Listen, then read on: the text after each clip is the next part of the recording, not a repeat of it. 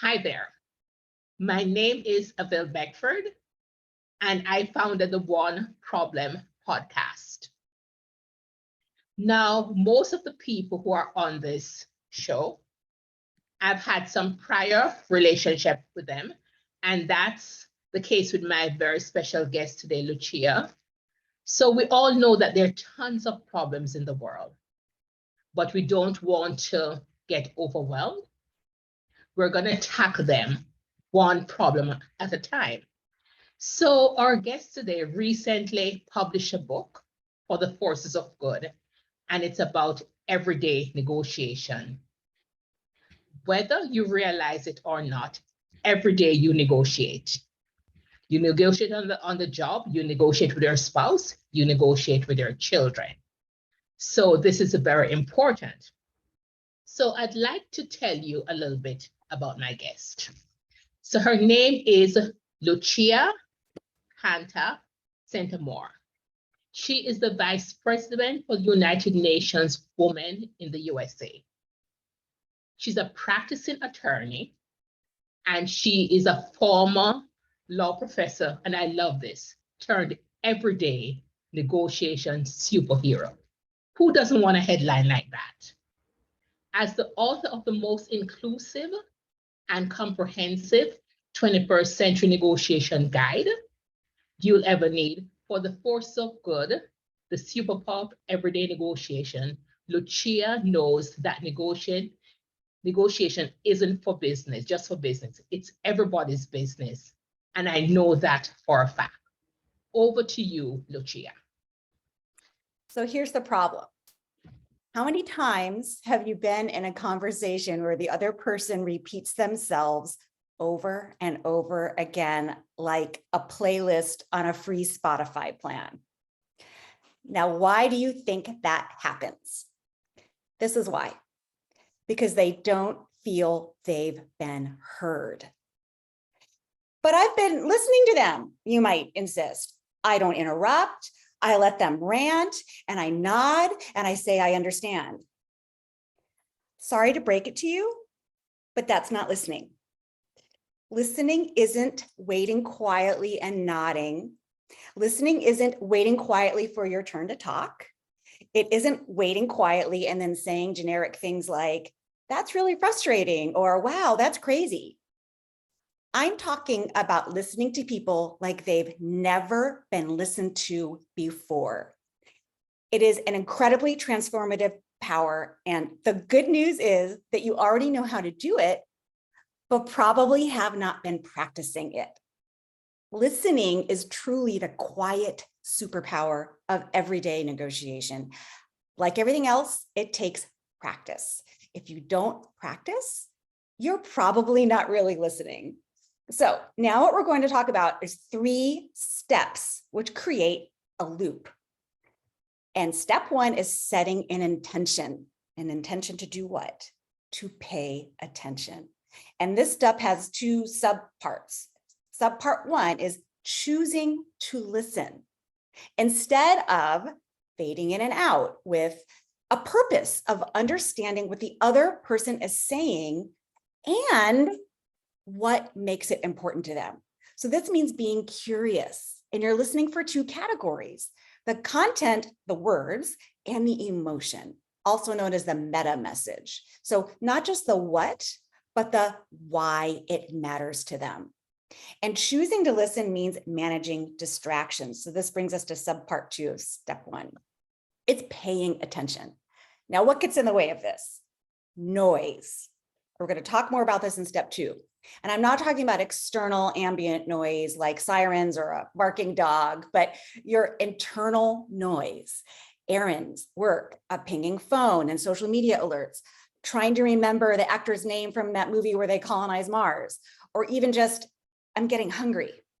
Setting an intention is a very powerful anchor. If you do not set an intention to listen, you won't be listening effectively. You'll get bits and pieces. You might get most of what the other person is sharing, what the speaker is sharing, but you won't get all of it. Step 2, you're going to manage your noise. And I'm defining noise as anything that distracts you. And I list out about 10 common types of internal noise in chapter 5 of my book. So I won't go through them here. Paying attention means tracking the speaker and tracking yourself. Now, you can't eliminate your noise. You can learn to manage it. So you notice the noise and then you refocus on your intention to listen. This is the listening loop. You will navigate this loop a few times while listening to someone for even just 5 minutes. Set the intention, focus, notice the noise creeping in, manage the noise, reset the intention, etc. And remember, when you pay attention, you're listening for 2 things: the content as words and the feelings. Consider feelings another category of facts. Noise pulls you away from their story and focuses on your story, like thinking about what you want to say next. Step 3, reflect back. So remaining quiet as the other person gushes while you nod your head and then finally say, I understand, is not really listening. How do you know you understand? How do they know you understand? Maybe you misunderstood something. Maybe their thoughts aren't organized and they haven't expressed themselves accurately. So at natural pauses, you break in and you recap what they've said, including both surface facts and the emotions beneath them. Well, Lucia, what if I can't keep track of it all, or I don't know what to say to reflect back? Do not panic. You almost cannot do this wrong. Don't worry about remembering it all. Even if all you do is repeat back the last 1 to 3 words of what they said, you'd be surprised at how effective that can be. And I discuss this more in my book. So the job of a skilled listener could be described as helping the talker talk. And by reflecting back, that is summarizing both words and emotions, you accomplish a few things. Empathy, clarification. No, that's not what I meant. Verification. Yes, that's right. You got it. Encouragement, de-escalation, and slowing down the excretion of cortisol in the speaker's brain. Cortisol is a stress hormone that the brain cranks out and can really derail things. And here's some great news. It's okay if you reflect back and you get it wrong. For one thing, you've already shown the speaker that you're listening. Also, reflecting back helps them be more clear in communicating. And it's an opportunity for them to clarify. They're not going to get mad at you. Now, notice what is not included in the 3-step loop, with an exception that I'm about to share. Asking questions. Wanting to ask questions actually qualifies as a type of noise that distracts you from the speaker and requires you to reset your initial intention. But when it seems like the speaker is done, and after you've gone through a few cycles of reflecting back and getting clarification or verification, then you ask what I call a super stealth question. And it's this: is there anything else? So often, this one little question, strategically posed at what seems like it may be the end of a listening and speaking cycle, reveals some rich little nugget that may have otherwise remained incognito.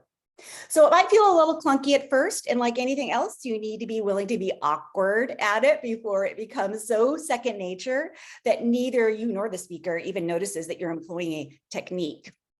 And here's the best part. You concede nothing by doing this. Understanding somebody does not mean you agree with them. And just watch how that repeated Spotify playlist moves on to something new. Back to you, Aviel. This is interesting because it's what you said has a lot of good information, but I just wanted to comment on a couple. A lot of it is being emotionally intelligent when you're describing your thing. And I usually ask people because I often do lots of interviews, and I'll ask them, is there anything else? And something I learned in computer science is you always reinterpret what the person says to you so that there's no communication gap. So thank you so much. It's my pleasure, Aviel.